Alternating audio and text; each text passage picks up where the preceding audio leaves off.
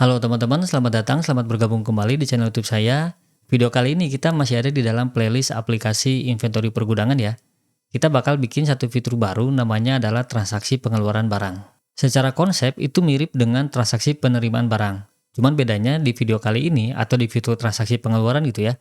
Setiap barang yang kita catat itu bakal mengurangi stok dari persediaan yang udah ada sebelumnya gitu. Jadi biar nggak lama-lama, kita langsung mulai aja. Pertama kita langsung bikin aja controllernya.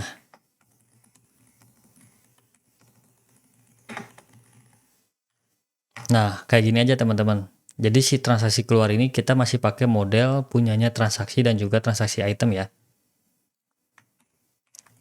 Terus kita ke web PHP kita bikin rootnya. Yang ini saya ganti jadi keluar. Nah, gini. Oke, sip ya. Tinggal kita benerin controllernya aja. Kita masuk ke dalam transaksi masuk controller ya. Jadi sebetulnya itu sama aja teman-teman. Bagian keluar dan juga atau transaksi masuk ya. Tinggal beberapa propertinya kita benerin aja. Pertama kita kopas saja nih semua kodenya nih. Kita copy aja semua. Kita pindahkan ke transaksi keluarnya. Nah, kita set dia di sini. Gitu teman-teman. Tinggal kita load nih bagian kelas-kelas yang kita panggilnya. Nah, yang store-nya kan berarti kita bikin dia dikomentari dulu ya, karena nggak akan dijalanin dulu. Oke, sip, udah nggak ada yang merah. Page title-nya kita ganti jadi keluar. Jenis transaksinya jadi pengeluaran teman-teman. Karena ini penting banget. Oke, sip. Terus kita bikin views-nya ya.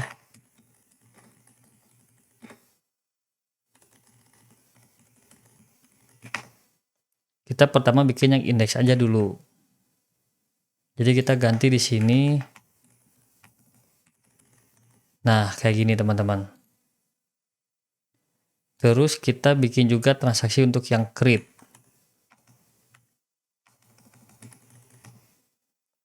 Oke.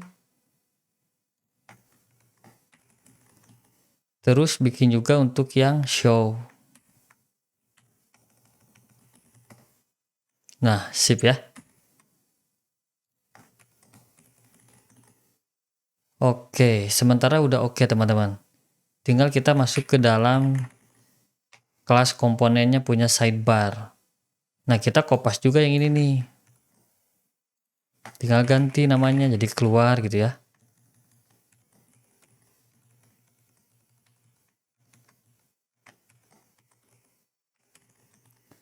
Udah kayak gini aja teman-teman. Kita coba cek hasilnya ya. Ada transaksi keluar kan? Transaksi baru. Nah, dia udah ngeblank ya, berarti udah nyambung ke dalam metodenya index. Teman-teman buka create.blade punya transaksi masuk. Kita Ctrl A, kita copy ya. Kita pindahkan dia ke sini. Create.blade-nya punya transaksi keluar. Nah, gini teman-teman. Kita pasti dulu, cek dulu pastikan nggak ada yang error. Nah, kalau udah nggak ada yang error, kita tinggal sesuaikan saja. Pertama kita benerin bagian formnya dulu ya. Dari mulai form ini sampai ke dalam tabelnya. Berarti kalau pengeluaran harusnya dia penerima teman-teman.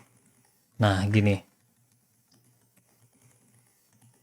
Yang kontaknya tetap ada ya. Keterangannya juga tetap ada. Scroll lagi. Cuman mungkin bedanya di bagian sini nih. Kita modifikasi dikit-dikit ya. Kita kasih label, form label.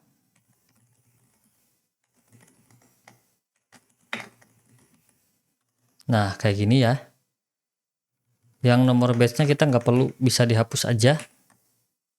Kemudian yang quantity juga sama, kita kasih label.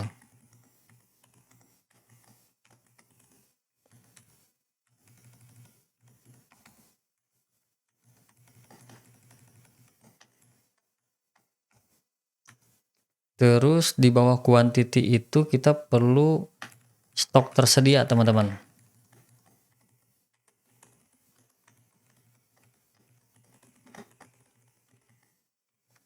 Tapi kita set dia read only, jadi nggak bisa diedit gitu ya. Yang harga juga sama. Kita bikin dia read only, di atasnya kita bikin label. Nah, kayak gini. Terus karena ini ada label kan dari setiap call-nya, otomatis si button ini dia bakal naik ke atas nih. Kita akalin pakai label juga sama. Misalkan btn add. Kita pakai dan nbsp titik koma. Sip. Kita cek dulu ya. Oh sorry, nggak ada placeholder teman-teman di bagian harga. Nah oke, karena kan placeholdernya udah diganti pakai label ya, jadi saya rasa nggak perlu. Kita refresh ya. Oke, sip. Tinggal kita benerin bagian tabelnya sekarang. Yang tabelnya itu kita perlu pertama kan ada nomor ya. Produk, gitu produknya apa. Kemudian kita perlu quantity, harga, subtotal, opsi. Udah, gini aja. Tinggal call span-nya kita rubah, bukan jadi 6 teman-teman, tapi jadi 5. Yang call span 7 dia jadi 6. Gitu. Cek lagi. Oke. Mantap ya. Nah, sekarang idenya kayak gini. Jadi kalau saya pilih produk, otomatis kan nanti harusnya di bagian stok tersedia ini dia tertulis stoknya berapa, kemudian harganya berapa gitu ya. Nah, itulah kenapa bagian stok dan harga ini dibikin read only. Jadi jangan bisa diedit gitu. Jadi nanti si user cukup masukin pilih produk, kemudian quantity, terus ditambahkan aja. Nah gitu ya. Kita mainin bagian stok tersedia dan harganya dulu. Kita scroll ke bawah ya. Ininya kan kita udah punya nih. Dia bakal ngeluarin harga juga teman-teman dan stok. Kita cek dulu aja di web PHP sini ya. Nah, kan dia bakal ngeluarin harga dan juga stok ya.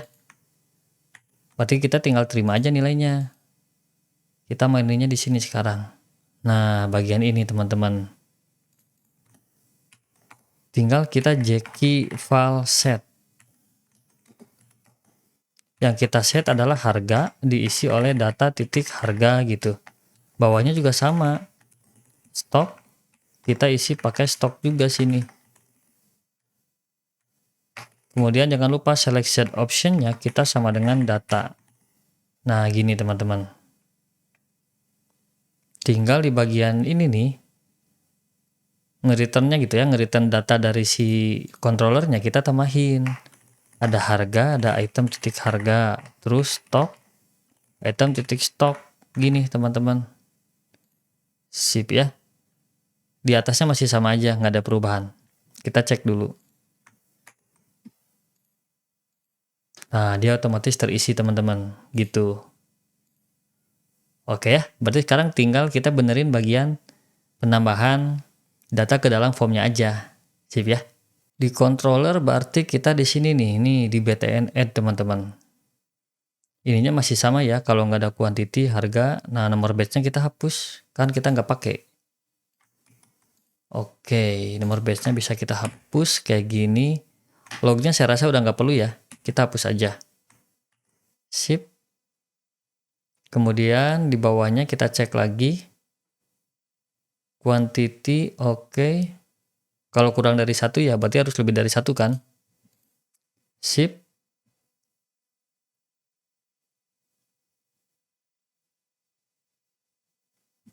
Kita cek lagi subtotalnya itu quantity kali harga udah.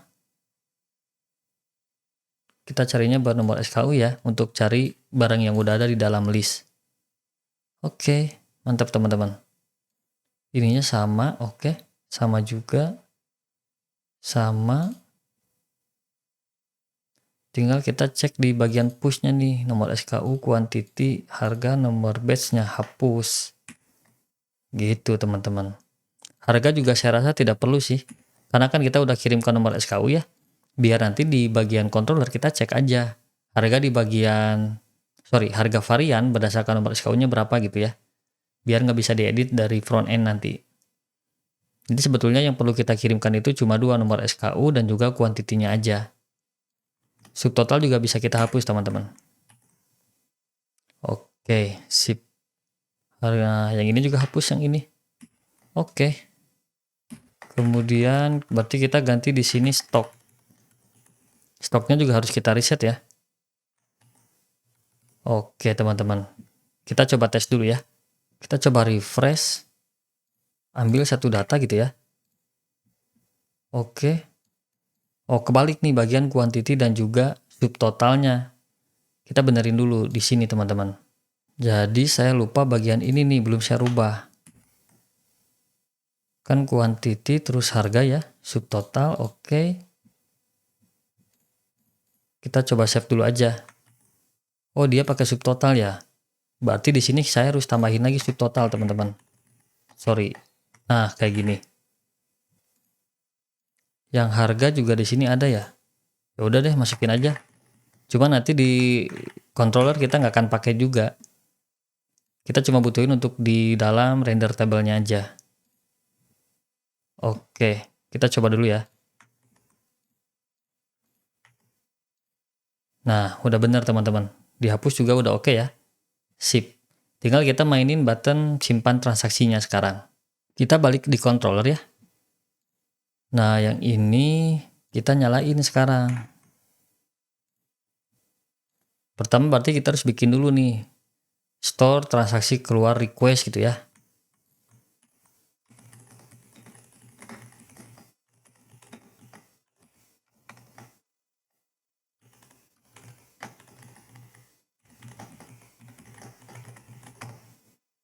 Nah, kita bisa lihat isinya itu dari sini. Atau kita langsung load aja di sini, teman-teman. Oke. Bagian validatornya kita ambil juga ya. Load dari ini nih. Support passage validator. Nah, pastikan cek ke bawah masih nggak ada yang merah ya. Yang out ini kita load dulu dari support passage ya. Model varian produknya juga sama. Nah, laporan kenaikan harganya kita nggak perlu kan. Kita bisa hapus di sini. Gitu. Terus kartu stoknya kita perlu. Load. Bagian ini kita ganti jadi decrement. Nah, kan harus dikurangi teman-teman. Kan barangnya keluar ya. Oke, pastikan nggak ada yang merah dulu. Kalau udah kita benerin bagian store transaksi keluar requestnya.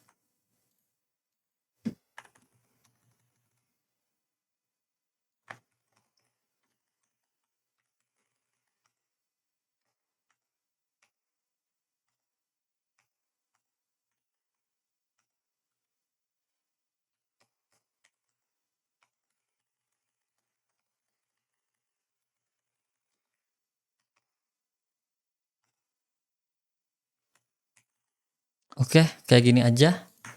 Kita bisa close. Sekarang di sini kita bisa cek dulu inputan yang dikirim dari blade-nya itu masuk enggak. Gitu. Kita refresh, kita cek ya.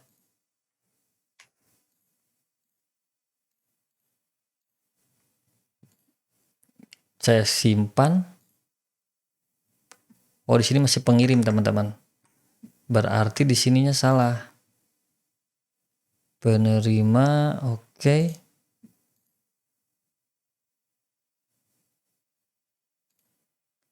Di create.blade ini teman-teman ada yang salah nih. Kita buka lagi. Nah, ini bukan pengirim. Harusnya penerima. Gitu. Terus yang ini juga sama. Harusnya dia arahnya ke transaksi keluar, teman-teman. Oke. Kita save. Udah ya. Saya rasa bener aja. Kita coba berkala aja, teman-teman. Refresh. Cek. Oke.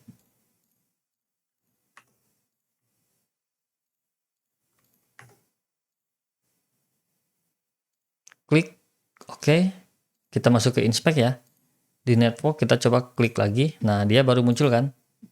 Kita buka bagian payloadnya. Nah, di sini teman-teman. Inputannya udah diterima semua ya. Kita tinggal eksekusi nilainya aja. Di controller itu sekarang mau nggak mau kita harus cek dulu harga per satu barangnya berapa gitu ya. Berdasarkan nomor SKU. Terus kita kalikan dengan quantity gitu.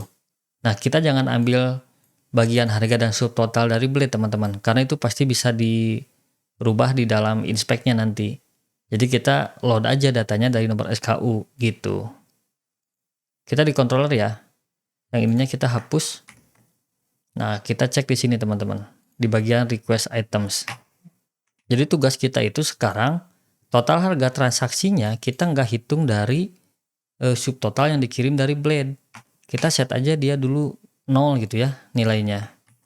Tinggal nanti setiap looping data items ini kita tambahkan aja gitu. Oke, ininya udah, sip. Berarti ganti oleh penerima teman-teman di sini. Nah, gini. Oke ya. Tinggal ke bagian sini. Nah, di sini kita baru main-main lagi teman-teman. Pertama nomor batch-nya kita nggak perlu. Kuantitinya tetap. Nah, bagian harga ini kita ambilnya dari varian harga varian sekarang. Kayak gini. Yang subtotalnya baru kita kalikan. Varian gitu ya. Harga varian dikalikan dengan kuantitinya berapa gitu. Kalau quantity ini kan dia dikirim dari si front end-nya ya, dari blade-nya. Ininya udah kita decrement bagian kartu stok, jenis transaksinya kita ganti jadi out.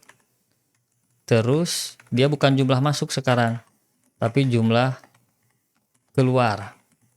Nah, gini teman-teman. Kita save. Di akhir dari looping ini nih, jangan lupa kita masih punya transaksi kan tadi. Total harganya kita ditambahkan aja dengan subtotal dari masing-masing itemnya gitu ya. Terus kita save datanya kayak gini. Udah. Redirectnya kita arahkan ke sini. Jadi transaksi keluar.create gitu ya. Oke, saya rasa udah oke. Kita tinggal tes aja teman-teman. Refresh dulu. Sekarang kita tes ya. Nah, ini kan kuantitinya, stoknya dia 40 ya. Saya isi dia 10 gitu. Terus saya pilih produk baru lagi, saya isi dia 13. Ini totalnya dia di 3.650.000 teman-teman. Saya save. Oke, nggak ada error ya. Nah, tinggal kita pertama cek dulu di dalam kartu stok teman-teman. Di stok barang, nah tadi kan yang ini ya. Oke tuh. Sip ya, dia outnya keluar 10 teman-teman. Jumlah akhirnya 30. Yang ini juga sama pasti dia dapat. Nah, oke, berarti bagian stok barangnya udah oke teman-teman. Tinggal kita benerin bagian laporannya nih di sini, di dalam data transaksi, gitu. Nah, kita fokus di bagian indeks. Sekarang dia bukan pengirim, tapi penerima ya. Berubah juga jadi penerima gitu.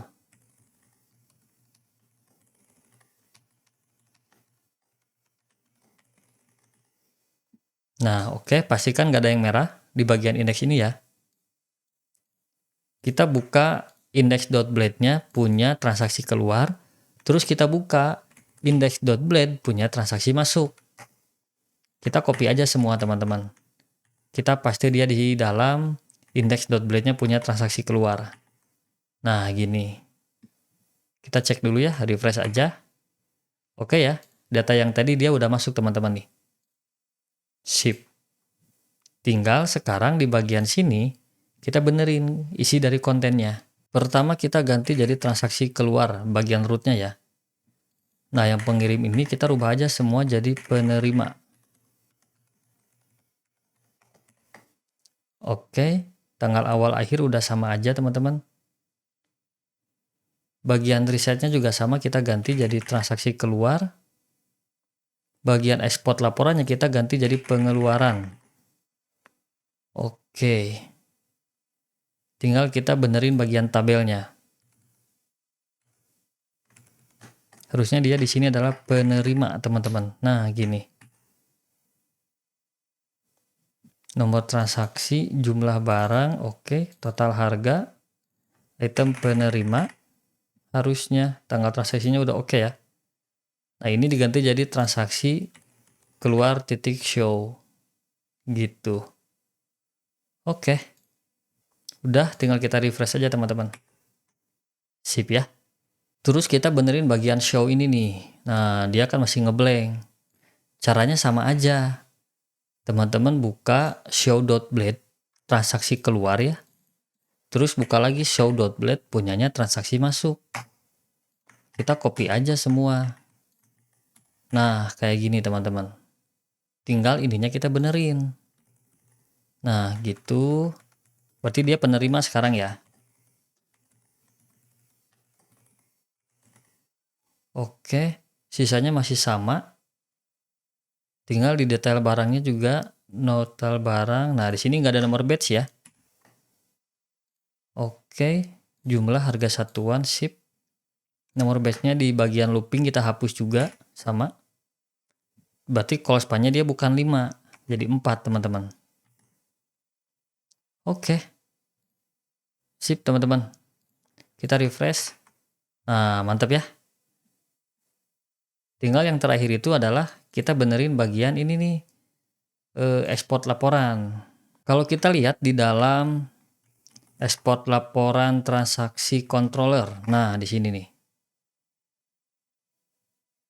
Kemudian teman-teman buka sampelnya yang ini misalkan ya, yang export basic laporan transaksi. Kemudian kita cek di sini. Nah, sekarang adalah jenis transaksinya kan pengeluaran ya. Sementara di dalam basic laporan transaksi ini yang saya tulis adalah pengirim. Nah, sekarang kita mainin bagian ininya teman-teman supaya dia dinamis gitu. Caranya kita pakai operator ternary aja teman-teman. Bagian key ini kita mainin juga. Jadi pertama dari sini dulu ya. Kita tulis this gitu ya. Kalau misalkan jenis transaksi sama dengan pemasukan, nah saya tulis item pengirim. Kalau bukan, berarti saya tulisnya adalah item penerima. Ah, gini teman-teman. Bagian ini juga sama. This. Nah, kita samain aja. Jadi dia kayak gini. Oke. Kemudian di paling bawah di sini juga sama nih. Ini kan masih kolomnya itu masih pengirim ya. Udah, kita tinggal ganti itu aja. Ke bawahnya masih sama teman-teman, gak ada yang dirubah. Karena semua nilainya sudah kita set dinamis di video sebelumnya ya. Kita sekarang tinggal tes aja. Kita refresh gitu ya. Coba export satu data misalkan dari sini. Oke. Kita buka ya. Sip. Nah, ini nih, teman-teman bisa lihat. Dia udah jadi penerima sekarang. Gitu. Karena jenis transaksinya adalah pengeluaran gitu, teman-teman. Tinggal kita benerin yang bagian ini, yang full reportnya ya. Caranya sama aja ya. Teman-teman masuk ke sini. Export completed laporan transaksi. Cari aja export completed. Nah, ini teman-teman. Sama di sini juga sama, kita set dengan cara yang sama kayak tadi teman-teman.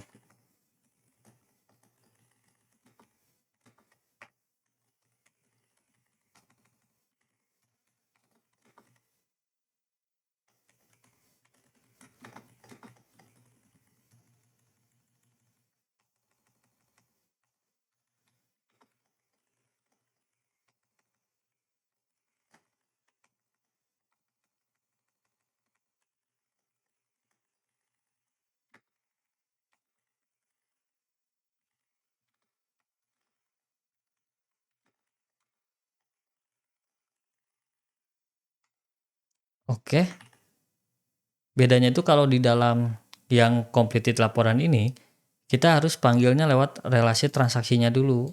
Sisanya sama aja teman-teman, gak ada yang rubah. Yang ini juga sama ya, kita rubah. Oke, sip. Oke, kita coba lihat lagi ke bawah. Sip, ke bawahnya gak ada yang dirubah teman-teman. Udah pasti sama. Kita tinggal tes aja fiturnya. Saya klik yang ini, coba ekspor ya. Oke. Kita buka lagi.